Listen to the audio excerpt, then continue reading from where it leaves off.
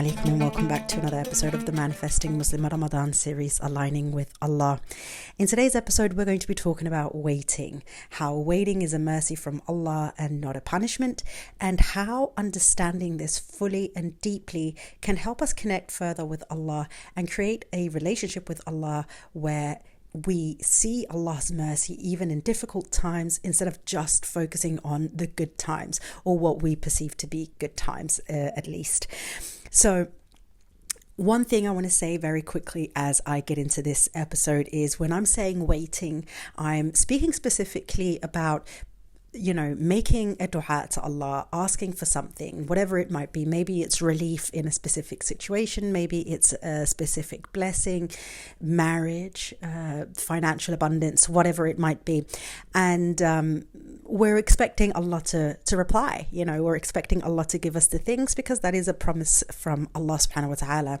But what can happen instead is that we find ourselves in a position where we have to wait. We often say sabr, of course, but sabr is many, many things, which is why I choose the term waiting in this episode rather than sabr specifically.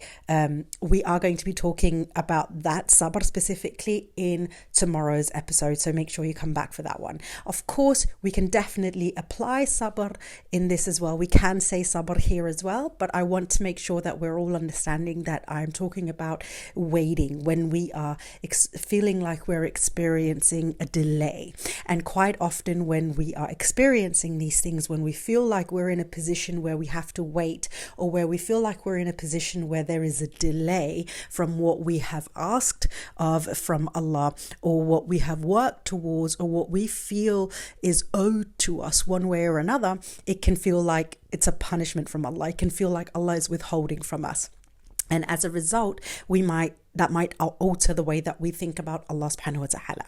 Okay, so one of the things that Allah might do when He is putting us in this position of waiting, it is not because Allah is withholding necessarily blessings from us. It's because our hearts are holding on too tightly to the outcome.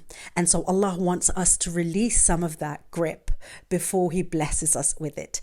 And that is a beautiful way to understand that Allah works because He wants what is best for us. And that is not to say that the dua and what we're asking for isn't the best for us. It's to say that our attachment to the thing might be more than what is good for us. So we may be too invested in the dunya aspect of the blessing and on our success based on this blessing rather than something else that may be more important.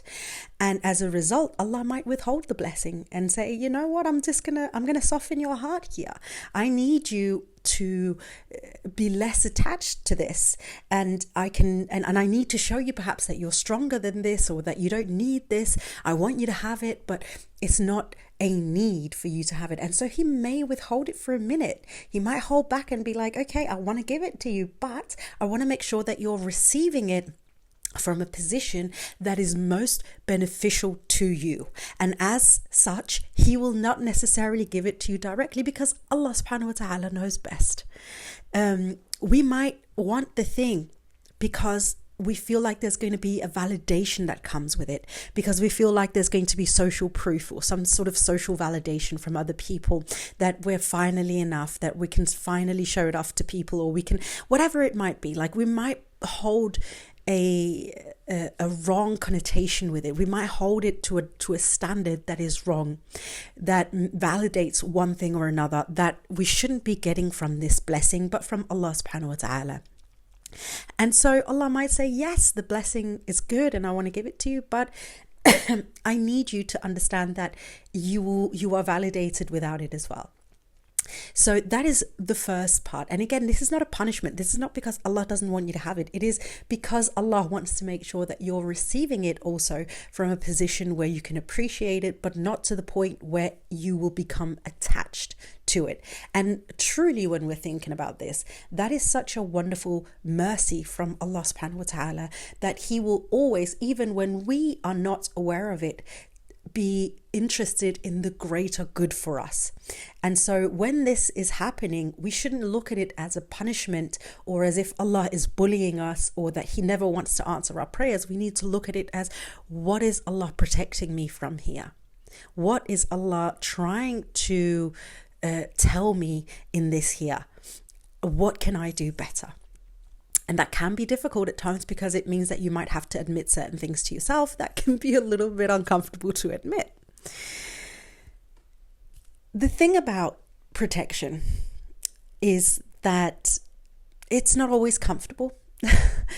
When we hear, Allah is merciful, and He, Ar-Rahman Ar-Rahim, we think that is comforting. Right? We think of it as comforting, and as we should, by the way, it is comforting.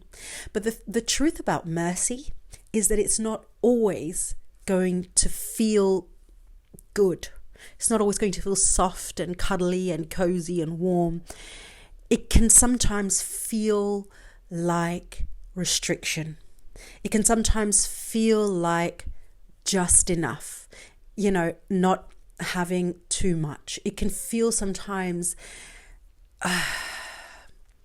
it can sometimes feel like Allah doesn't want us to have a certain level of success, a certain level of wealth, a certain level of love, a certain level of whatever it might be in this dunya. But in reality, this could be mercy from Allah, protection from what He knows could happen to us if we were to receive that level of whatever it is that we're asking for. And only Allah knows best, but to give a couple of examples, it could be corruption, it could be hardening of the heart, it could be walking down a path that will lead you towards more sin, that makes you question Allah, into bad company, crime, all sorts of stuff. And we don't know what it is, but we have to trust that if Allah chooses to make us wait for something or withhold something, that it has to be a mercy from Him. It could be that, you're asking, for instance, and I do hear this quite a lot, so I'm going to speak specifically to this, where you're praying tahajjud or, and you're asking Allah subhanahu wa ta'ala for a specific person. Some guy caught your eye and maybe you've been talking, maybe you haven't, and you're asking Allah to make him your nasib. And you're asking for signs, perhaps. You're asking, for clarity on a situation. And before you know it, this person gets engaged with somebody else or gets married even, or travels to another country, or directly, for whatever reason, the relationship just ends, The door never opens for that relationship. And in that moment, it might feel like a rejection from Allah. It might feel like Allah's like, no, I don't want you to have it. And, well, actually, you know what that is? That is perhaps what it is, Allah saying no to it. But we should look at it as divine filtering. It's Allah's filtering. It's Him saying, this is not good enough for you. Or it's you think it's good, but it's actually bad down the line for you, or it's not going to work, or I know better than you. So you should, trust my guidance. So if you're asking for my guidance, then trust when I'm guiding, so follow that. But it's not going to feel nice, is it? And it's a harsh reality for us sometimes when we're expecting Allah's mercy to feel comforting, when we're expecting it to feel good, when we're expecting it to feel wholesome and complete and answering the questions that we have and resolving whatever within us that may feel unresolved.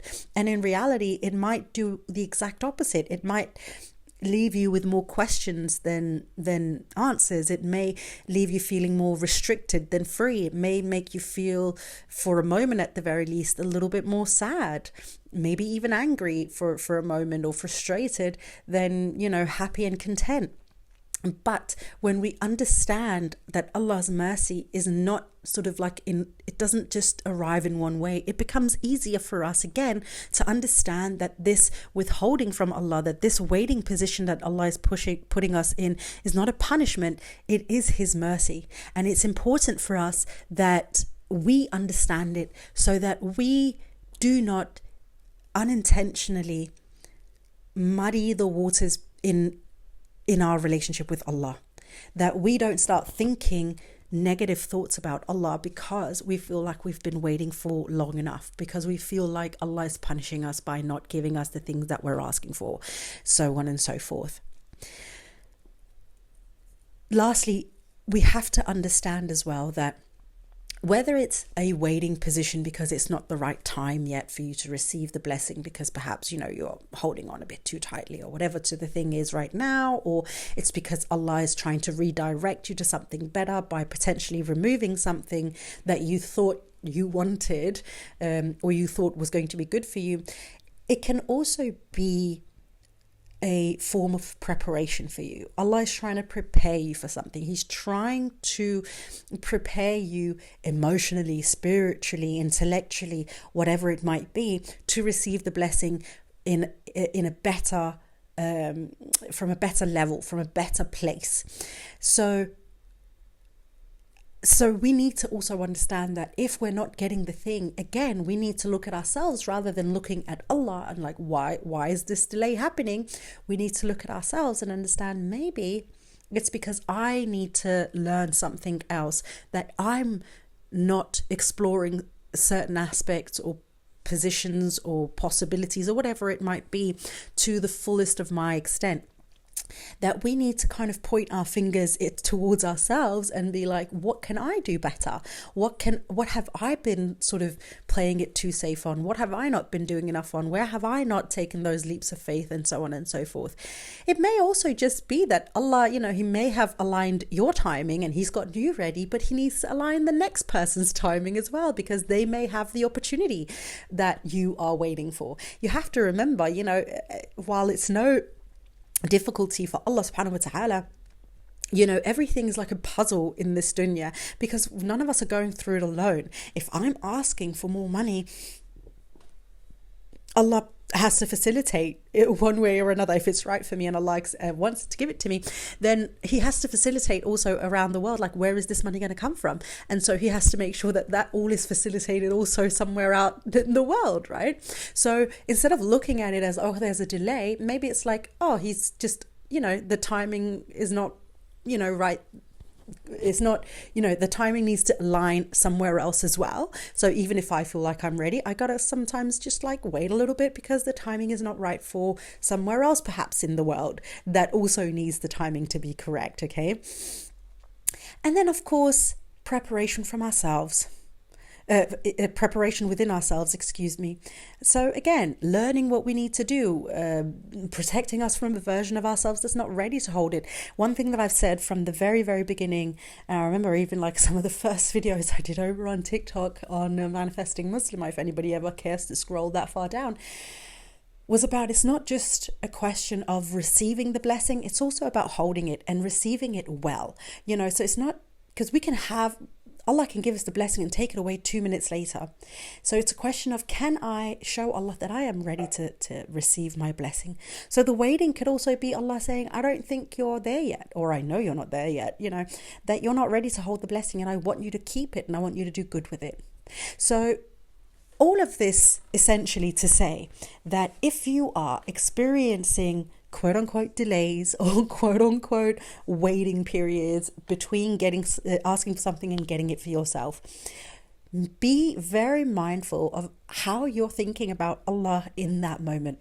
And I do know from personal experience, from the work that I've done in working with quite a few of you, I know that many people see it as either punishment or like a straight up denial from Allah, like that Allah has said no to your request. And it's not always necessarily that black and white. And that kind of thinking is also creating an image of Allah within ourselves, that Allah will say no, that Allah doesn't want to accept our prayers. And so now we're creating an image of Allah that is opposed to what He has told us. The Prophet ﷺ said in a hadith, and please, I don't know the numbers and all of that good stuff, go and look that up for yourselves. I am not your Google. But it says in a hadith that Allah subhanahu wa ta'ala is too shy to send us away from a dua empty-handed. So when we know this, and by the way, subhanAllah, isn't that cute? Allah is shy. Allah is so adorable. I don't know how you feel about me saying it, but I can't help it. Allah is so cute. He's so adorable. He's so sweet. And he's just, so sweet that he can be shy. He can be shy. And it's not like, like shy, like, oh, Gucci goo, but, like shy to send us away empty-handed. So when we're coming with a request and we're not seeing it, that is not because Allah sent us back empty-handed. It's because He's orchestrating it one way or another. There's stuff happening. And just because you don't see it doesn't mean it's not happening. Okay. So when we understand these things about Allah subhanahu wa ta'ala and we're getting to know Allah and connecting back with Allah, it's very important that we're also taking these situations that we otherwise might deem as bad or negative experiences and seeing it for what it truly is. And that is the mercy, the protection, and the preparation from Allah subhanahu wa ta'ala. All right, my darling, that is what I have for you today. Tomorrow, as I mentioned a little bit earlier today, we're going to continue talking about sabr. This time, it's a little bit different. So I hope you'll tune in for another episode tomorrow. But until then, my darling friend, please don't forget to live in love.